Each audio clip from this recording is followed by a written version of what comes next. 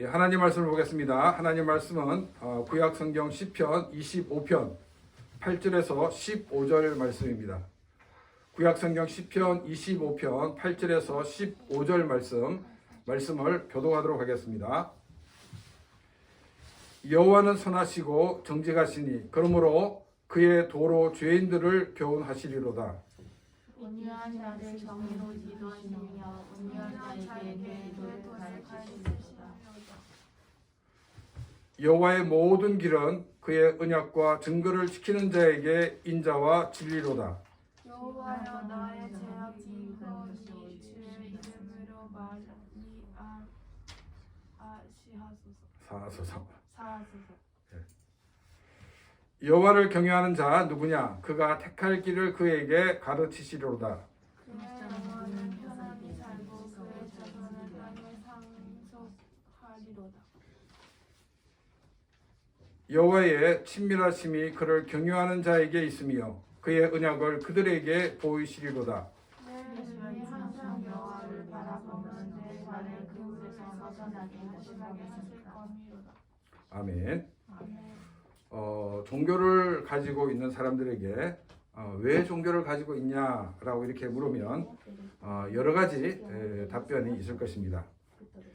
어떤 사람은 제가 좀 착하게 살기 위해서 종교를 가졌습니다 라고 말하는 사람이 있을 것입니다. 또 어떤 사람은 제가 복을 받기 위해서 종교를 가졌습니다 라고 말하는 사람도 있을 것입니다. 또 어떤 사람들은 제가 마음에 평안이 없어서 평안을 얻기 위해서 제가 종교를 가졌다라고 말하는 사람도 있습니다.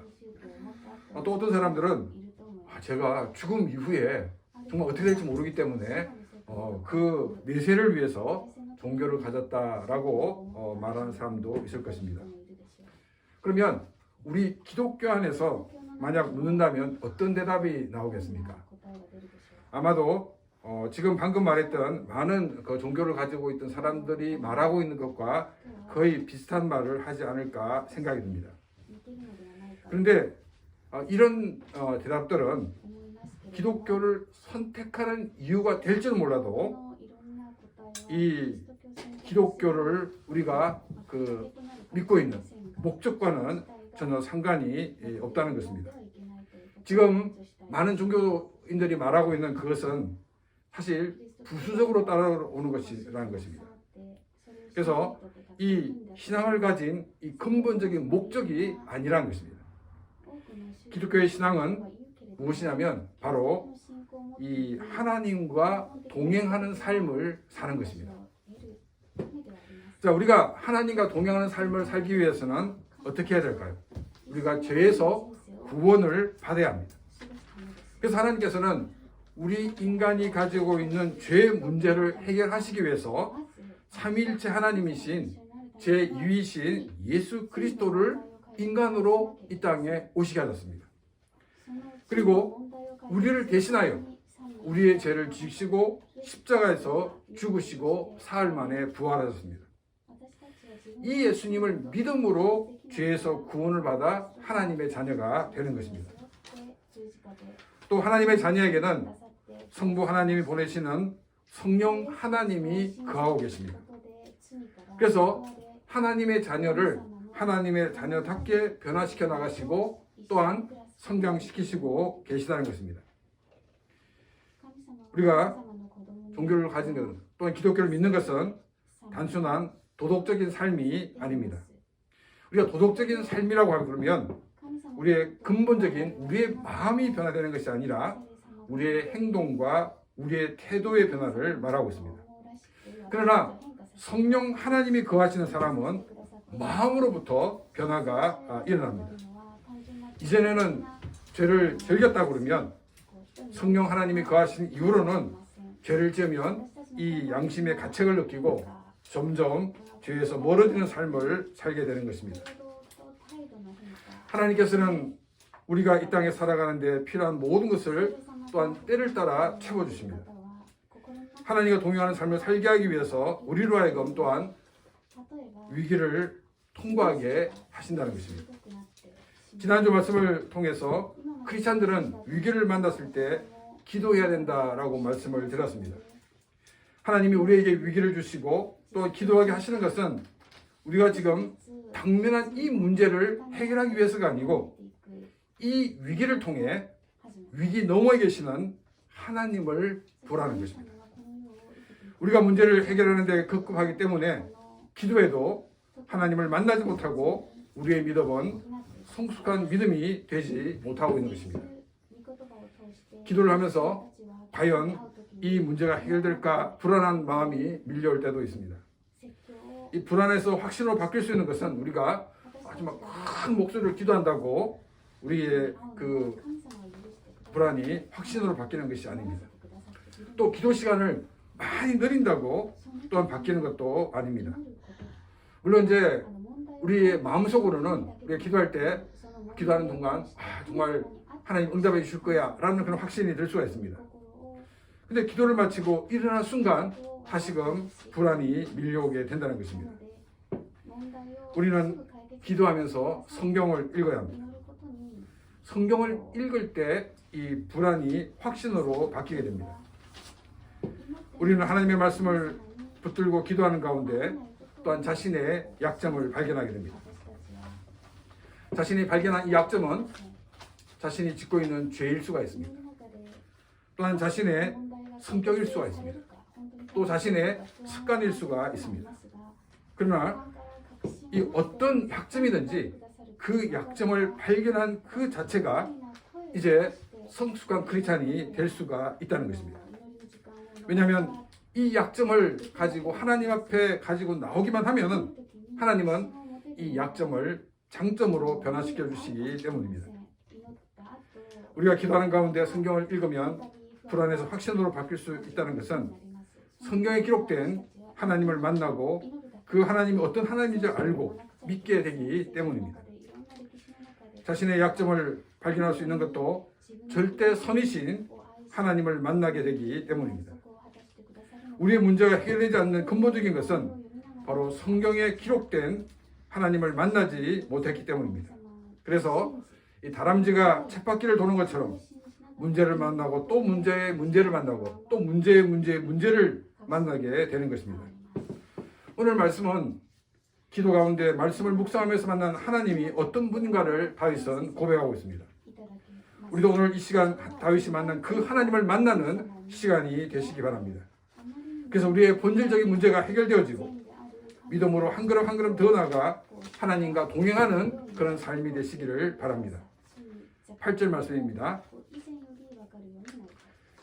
여호와는 선하시고 정직하시니 그러므로 그의 도로 죄인들을 교훈하시리로다. 여기 이제 이 한국어 성경에서는 야훼는 선하시고 정직하다라고 말하고 있고 일본어 성경에서는 주, 즉 야훼는 은혜로우시고 바른 분이라고 번역을 하고 있습니다. 여기서 이제 그 선하다는 번역이 바른 번역이고 또한 바른 분이라는 번역이 더 원어에 가깝습니다. 그리고 이제 은혜롭다라는 이 말이 있는데 이것은 이 은혜롭다는 말은 하나님께서 우리의 공로 없이 거둬주시는 것을 말하고 있습니다. 이 선하다는 것은 단순히 착하다는 의미라기보다는 절대 선이시다 하는 것을 우리에게 말하고 있기 때문에 이것은 전혀 다른 의미인 것을 알 수가 있습니다. 또 우리가 하나님은 정직하다 이렇게 얘기하면 우리 머리에 맨 먼저 스쳐 지나가는 생각은 하나님은 속이지 않는 분이다 라고 우리가 이해하게 됩니다. 근데 이 바른 분이라는 것은 하나님은 이 자와 같은 분이다 라는 것입니다. 왜냐하면 자는 무엇입니까? 우리가 모든 것을 측량할 때 기준이 되는 것입니다. 하나님이 이처럼 절대적인 기준이 되시는 분이다 하는 것을 우리에게 말하고 있습니다. 야훼 하나님은 절대적인 신이며 절대적인 기준이 되시는 분이다 하는 것을 다윗은 알게 되었다는 것입니다. 절대적인 선과 절대적인 기준이 되시는 하나님께서 그의 도, 즉 하나님의 말씀을 통해 죄인들을 교훈하신다라고 말씀하고 있습니다. 이 교훈한다는 것도 가르치신다는 그와 같은 뜻입니다. 하나님은 하나님의 말씀인 성경을 통해 죄인들을 가르치신다는 것입니다. 그러면 여기 말씀에 나오는 죄인이 누구이겠습니까? 우리 모든 인간들은 죄인입니다. 그런데 이 말씀 속에서 죄인은 모든 사람들이 아니라 하나님을 믿는 하나님의 백성인 것을 우리가 알 수가 있습니다. 그걸 우리가 어떻게 알 수 있냐면 야훼, 여호와라는 단어입니다. 이 여호와라는 단어, 야훼라는 단어는 하나님께서 약속하시고 그 약속을 이루시는 하나님이다라는 것을 강조할 때 이 야훼라는 명칭이 나온다라고 말씀을 드렸습니다. 그러면 하나님이 누구와 약속을 합니까? 하나님은 하나님의 백성과 약속을 합니다. 그래서 하나님의 백성과 그 언약의 관계를 얘기할 때 또 야훼라는 명칭이 나오는 걸 봤을 때 이것은 그냥 믿지 않는 모든 사람들을 다 말하고 있는 것이 아니라 하나님을 믿고 있는 사람들을 얘기하고 있다는 것입니다. 우리는 이 성경 말씀을 통해서 이 야훼라는 명칭은 하나님의 백성과 하나님의 약속과 관계될 때 나온다라고 말씀을 드렸습니다. 만일 모든 죄인이다라고 하면 이 야훼라는 명칭이 안 나오고 우리가 흔히 말하는 신이라는 그런 표현으로 나왔을 것입니다. 우리 한국어 성경에서는 이 성경에 나오는 삼위일체 하나님을 이 하나님이라는 이 명칭을 통해서 다른 신과 분명히 구별을 짓고 있습니다. 근데 대부분의 언어들은 이 신으로 표기하기 때문에 이게 어느 신인지 구분이 되지 않은 경우가 굉장히 많이 있습니다. 영어에서는 대문자 이 G를 쓰고 있습니다. 그래서 God. 그리고 독일어에서는 Gott라고 이렇게 쓰고 있습니다. 지금 이제 우리가 이제 이 단어들이 대문자를 쓰고 있는 것을 보면서 이것이 성경에 나와 있는 삼위일체 하나님이구나 하는 것을 알 수가 있습니다. 일본어 성경 어떻습니까? 일본어 성경은 이 카미로 되어 있습니다. 그래서 이 성경에 기록된 삼위일체 하나님인지 아니면 일반적인 신인지 이렇게 구별이 되지 않습니다. 물론 이제 영어나 헬라어나 독일어나 마찬가지로 이제 이 문장을 보지 않으면 문자로서는 우리가 듣고는 모른다는 것입니다. 문자로는 그 대문자 지, 소문자 지가 있기 때문에 이것은 삼위일체 하나님이다 아니다 알 수 있지만은 발음으로는 똑같기 때문에 구분이 잘 되지 않습니다. 이 8절에서 야훼라는 단어가 나오기 때문에 뒤에 나오는 죄인은 일반적인 사람이 아니라 하나님의 백성들을 말하고 있습니다. 하나님의 백성들은 절대 선이시고 절대 기준이신 하나님을 만났기에 자신이 죄인인 것을 고백하지 않을 수가 없다는 것입니다. 이 죄라는 단어는 어떤 뜻이냐면 표적에서 벗어났다 혹은 미끄러지다 하는 뜻이 있습니다. 이 화살을 쏘거나 이 총을 쏠 때 표적이 없으면 자신이 이걸 잘 쐈는지 못 쐈는지 알 수가 없습니다. 표적이 있을 때는 자신이 쏜 화살이나 총탄이 표적에서 벗어났는지 또 벗어나지 않았는지를 구별할 수가 있습니다. 하나님은 하나님의 백성들에게 하나님의 말씀을 통해 하나님 백성들이 나가야 할 방향을 가르치고 계시는 것입니다. 하나님은 절대 선이시고 절대 기준이시기 때문에 하나님의 표적이 잘못된 것이 아니라 그 표적이 없는 것이 문제이고 또한 그 표적에 맞추지 못한 것이 문제인 것입니다. 우리에게 제시하는 표적을 찾기 위해 우리는 늘 성경을 읽고 묵상해야 합니다. 그리고 그 표적에 맞추기 위해 우리는 기도하면서 나가야 합니다. 그런데 우리는 그 표적에 맞출 때도 있지만 그 표적에 벗어날 때도 많이 있습니다. 우리는 어떻게 하면 백발백중이 될 수 있을까요? 다윗은 이렇게 말하고 있습니다. 9절 말씀입니다. 온유한 자를 정의로 지도하시며 온유한 자에게 그의 도를 가르치시로다. 우리 한국어 성경은 온유한 자라고 이렇게 되어 있고 일본어 성경에는 가난한 자로 번역되어 있습니다. 근데 영어 성경에서는 겸손한 자로 번역되어 있습니다. 원어의 뜻은 이 겸손한 자라는 뜻이 있습니다. 또 한국에서는 정의로 이렇게 표현하고 있는 반면 일본어 성경에는 재판을 통해라고 이렇게 번역하고 있습니다. 그래서 큰 의미로는 둘 다 비슷하다고 말할 수 있지만은 우리가 재판을 통해서 정의가 실현되는 것 같은 경우가 사실 많지 않다는 것입니다. 원어 성경의 뜻은 정의입니다. 그리고 한국어 성경에서는 이 지도한다라고 되어 있는데 일본어 성경은 인도한다라고 되어 있습니다. 그래서 인도한다가 더 원어에 가깝습니다. 겸손한 자를 하나님의 기준인 정의로 인도하신다는 것입니다. 하나님의 인도하심을 받음으로 절대 선이시고 절대 기준이신 하나님의 말씀이 틱타켓에 정확하게 명중하는 삶을 살게 된다는 것을 우리에게 말하고 있습니다. 자, 그러면 우리가 주목해 봐야 되는 것은 뭐냐면 바로 겸손한 자라는 단어입니다. 삼위일체 하나님을 유일하신 하나님으로 또한 자신이 죄인인 것과 예수 그리스도를 믿음으로 죄에서 구원받았다는 걸 믿는다는 것은 겸손하지 않고서는 받아들일 수가 없습니다. 예수 그리스도를 주로 믿는 크리스천들은 일단 겸손의 첫 번째 관문을 통과한 것입니다. 또한 크리스천으로 늘 하나님의 주권에 순복하는 삶을 살아야 합니다. 이것이 우리가 통과해야 되는 두 번째 관문입니다.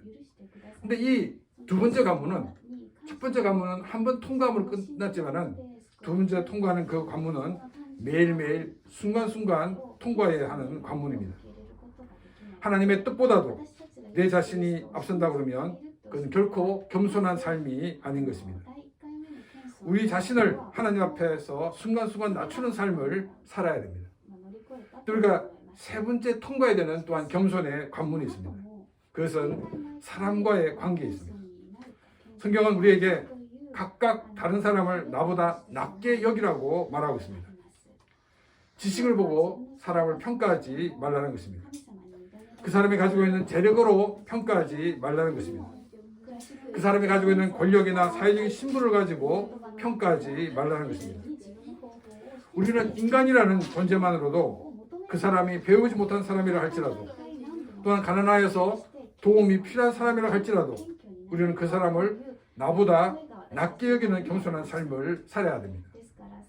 사람과의 대립이 생기는 것은 이런 마음이 없기 때문입니다. 우리는 예수 그리스도를 본받는 사람들이 되어야 됩니다.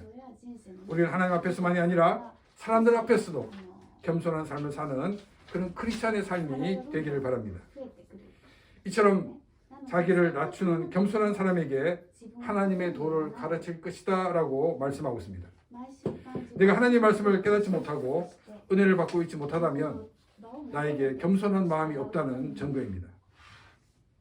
하나님 앞에서 겸손한 삶을 사는 삶이 되시기를 바랍니다. 그리고 사람들과의 관계에서도 다른 사람을 나보다 낮게 여기는 겸손한 마음으로 섬기는 삶이 되시기를 바랍니다. 그래서 하나님의 말씀을 더욱 깨달아 하나님의 말씀을 통해 은혜를 받는 복된 삶이 되시기를 바랍니다. 10절 말씀입니다. 여호와의 모든 길을 그의 언약과 정도를 지키는 자에게 인자와 진리로다. 야훼의 모든 길이라는 것은 하나님께서 하나님 백성을 인도하시는 모든 과정들을 말하고 있습니다. 하나님께서 인도하시는 하나님의 사람들은 그의 언약과 증거를 지키는 자라고 말하고 있습니다. 하나님 말씀을 지키는 사람들은 인도하는 모든 과정에 하나님의 자비와 하나님의 진리가 있다라고 말하고 있습니다. 우리가 조금 삐딱하게 나가도 하나님이 우리를 붙들고 계셔서 우리가 하나님의 말씀을 지키는 사람이 되도록 하셨다는 것입니다. 내가 다른 사람보다 착해서가 아니었습니다. 내가 다른 사람보다 선을 행하려는 의지가 강하기 때문이 아니었습니다. 우리를 포기하지 아니하시는 하나님의 인자심이 있었기 때문입니다. 그리고 우리를 포기하지 않겠다고 말씀하신 그 하나님의 약속이 있었기 때문에 우리에게 은혜가 임했고 우리가 하나님의 말씀을 지키는 사람이 되었다는 것입니다. 11절 말씀입니다. 여호와여 나의 죄악이 크오니 주의 이름으로 말미암아 사하소서. 하나님을 만나지 못했을 때는 자신이 어떤 죄를 지었을는지도 모릅니다. 그러나 하나님을 만나고 난 다음 우리의 양심은 다시금 살아나게 됩니다. 이전까지는 죄라고 전혀 생각하지 않고 살았지만 하나님을 만나고 난 다음부터는 우리 자신의 죽은 양심이 살아나서 자신이 하나님 앞에 얼마나 큰 죄인인가를 알게 됩니다. 그리고 자신이 지은 죄를 용서해달라고 하나님께 기도하게 되는 것입니다. 이런 일이 가능한 것은 누가 설득한다고 되는 것이 아닙니다. 하나님을 만나는 것에서 시작되는 것입니다. 하나님을 만남으로 우리의 양심이 다시금 살아날 시간이 되시길 바랍니다. 그래서 우리가 늘 깨어서 죄를 짓지 않고 하나님이 기뻐하시는 것을 행하는 복된 삶이 되시기를 축원합니다. 12절 말씀입니다. 여호와를 경외하는 자 누구냐? 그가 택한 길을 그에게 가르치시로다. 우리 인간은 어떤 선택을 하느냐에 따라서 전혀 다른 인생을 살 수도 있습니다. 그렇기 때문에 매 선택의 순간순간마다 신중을 기하지 않을 수가 없는 것입니다. 여러분, 대기업이나 또한 강대국은 세계 최고의 엘리트들을 모아서 자신들이 나갈 방향을 연구하고 결정을 합니다. 그렇지만 좋은 결과가 예상만큼 잘 나오지 않습니다. 미국의 많은 정책들이 그랬고 역사에 사라진 대기업이 그랬습니다. 왜냐하면 우리의 삶에는 변수가 너무나도 많기 때문입니다. 무엇을 선택해야 되는가라고 고민하는 사람이 있다고 그러면 그 사람에게 그가 택할 길을 가르쳐 주실 것이다 라고 말씀하고 있습니다. 12절은 말하고 있는데 그가 택한 그 결과가 무엇인가를 13절에서 말씀하고 있습니다. 13절입니다. 그의 영혼은 평안히 살고 그의 자손은 땅을 상속하리로다. 영혼이 편안히 살고 그의 자손이 땅을 상속할 것이다 라고 말하고 있습니다. 평안을 누리는 삶, 자손들이 또한 많은 것을 소유하는 삶이 될 것이다 라고 말하고 있습니다. 아마 이 꿈은 모든 사람들이 가지고 싶은, 꿈꾸고 있는 삶이 아닌가 생각이 듭니다. 이 재벌들도 더 많이 가지려고 하는 것은 자신과 자신의 자손들이 풍성한 삶을 살기 위해서입니다. 이러한 삶을 살 수 있는 길을 선택할 수 있도록 하나님께서는 가르쳐 주신다라고 말씀하고 있습니다. 누구에게 이러한 선택을 하는 길을 가르쳐 주신다고 말씀하고 있습니까? 야훼를 경외하는 자입니다. 야훼를 경외하는 자에게 하나님은 자신과 자신의 자손이 평안과 풍성함 가운데 살 수 있도록 그 길을 선택하도록 알려주신다라고 말씀하고 있습니다. 그래서 경외한다는 것은 단순한 두려움이 아닙니다. 하나님이 어떤 분인지 알기 때문에 이런 하나님에 대한 존경하는 마음과 태도를 말하고 있습니다. 하나님이 어떤 분인지 모르고는 하나님에 대한 경외하는 마음이 생기지 않습니다. 하나님을 알아야 됩니다. 하나님을 알기 위해 성경을 읽어야 됩니다. 우리의 믿음이 자라지 못하는 이유는 하나님이 어떤 분인지 모르기 때문입니다. 하나님이 어떤 분인지 모르기 때문에 우리는 우리의 믿음이 성장하지 못하고 어린아이 상태에 계속 머물러 있습니다. 우리의 믿음이 성장되기 위해서는 성경을 읽어야 됩니다. 우리는 또 많은 사람들의 간증을 통해서 그 사람들이 경험한 하나님에 대해 들을 수가 있습니다. 또 이것으로 은혜를 받을 수가 있습니다. 근데 이것은 마치 이 목이 마른 사람이 다른 사람이 자신이 마신 물에 대해서 얘기하는 것을 듣는 것과 같습니다. 우리가 100번, 1000번 그 이야기를 들어도 내 자신이 직접 물을 마시지 않으면 갈증이 해결되지 않는다는 것입니다. 우리 자신이 직접 물을 마셔야 됩니다. 이것처럼 우리는 우리 자신이 직접 성경 말씀을 통해서 하나님에 대해서 알아야 되고 그 성경에 기록된 하나님을 만나야 하는 것입니다. 그래야 우리는 하나님에 대한 두려운 마음을 가질 수가 있습니다. 성경을 읽고 묵상하여 성경에 기록된 하나님을 만나시기를 바랍니다. 그래서 자신과 자신의 가족이 평안함과 풍성함을 누리는 길을 선택하는 그런 귀한 복된 삶이 되시기를 바랍니다. 14절입니다. 여호와의 친밀하심이 그를 경외하는 자에게 있으며 그의 언약을 그들에게 보이시리로다. 우리 한국어 성경에서는 야훼의 친밀하심으로 되어 있고 이 일본어 성경에서는 야훼의 계약의 깊은 뜻이라고 번역하고 있습니다. 이 원어 성경은 비밀이라는 단어를 사용하고 있습니다. 야훼의 비밀을 나눈다라는 그 의미가 있습니다.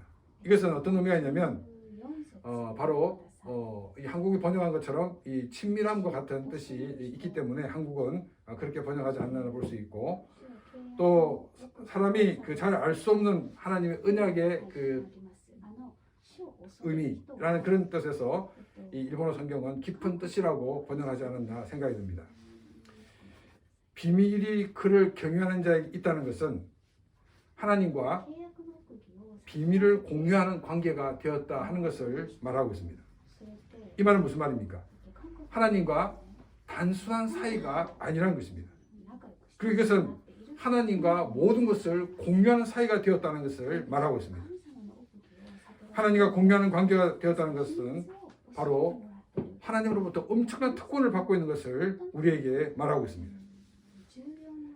여러분, 이 소돔성을 멸하러 가는 이 하나님께서 아브라함에게 내가 이 소돔성을 멸하러 간다라고 이 아브라함에게 말씀을 하십니다.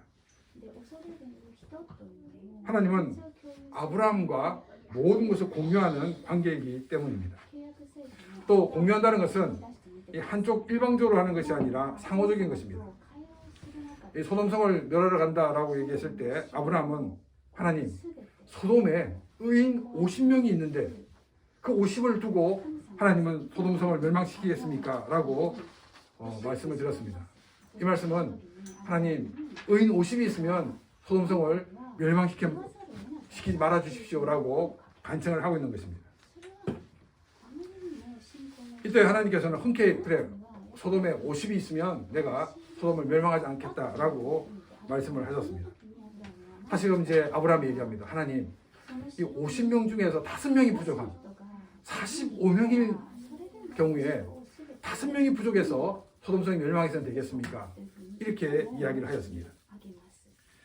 우리가 크게 20을 깎을 수도 있는데 아브라함이 이렇게 큰 수를 부르지 못하고 작은 수를 이렇게 부른 것은 정말 조심스럽게 하나님께 얘기하고 있는 것을 우리에게 보여주고 있습니다.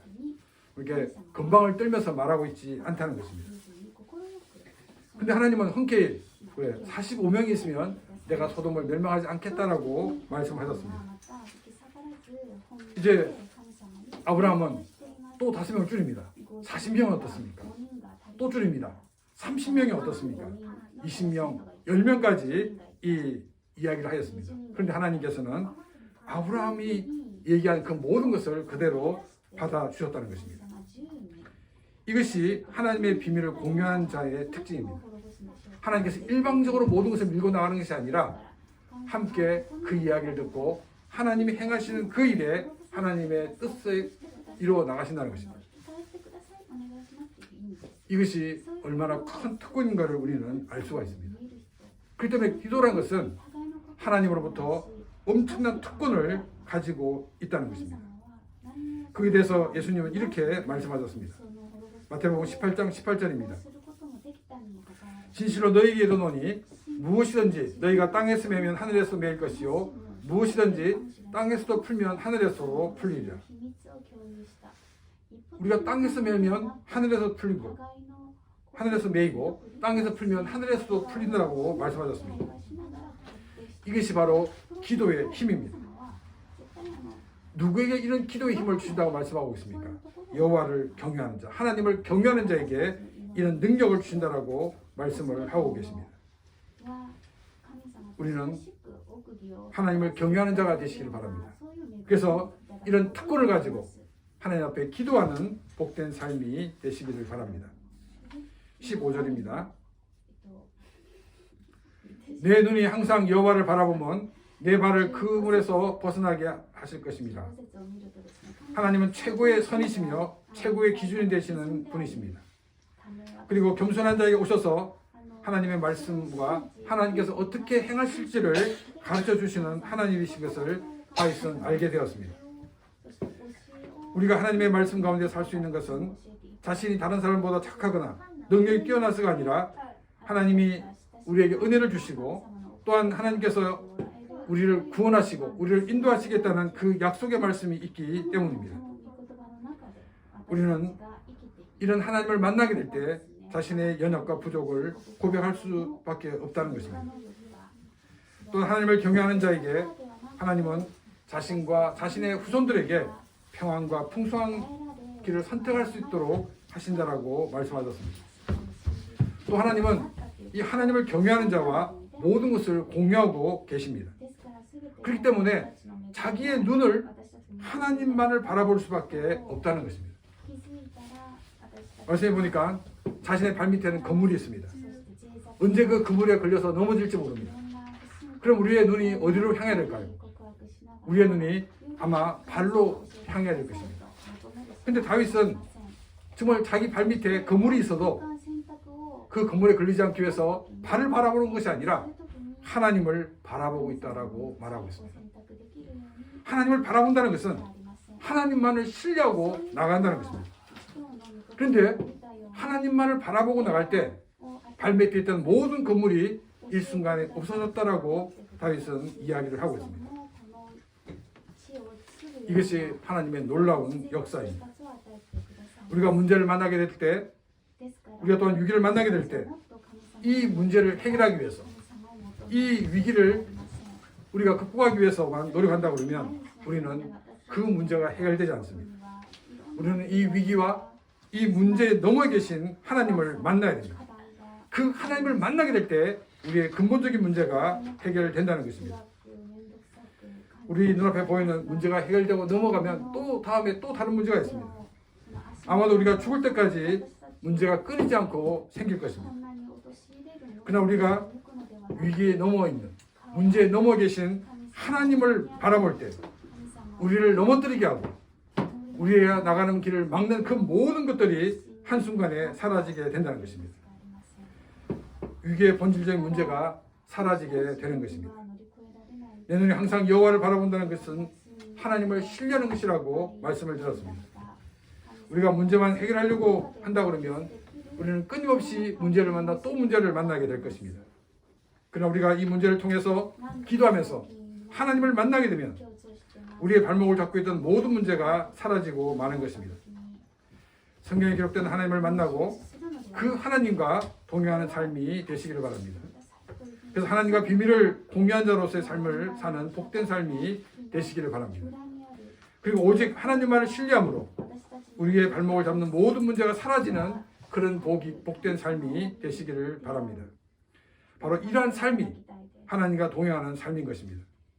오직 하나님만을 바라봄으로 우리가 인도하시는 가운데 하나님과 동행하는 그런 복된 삶이 되시기를 축원합니다. 이 시간 오늘 말씀을 생각하며 같이 기도드리겠습니다.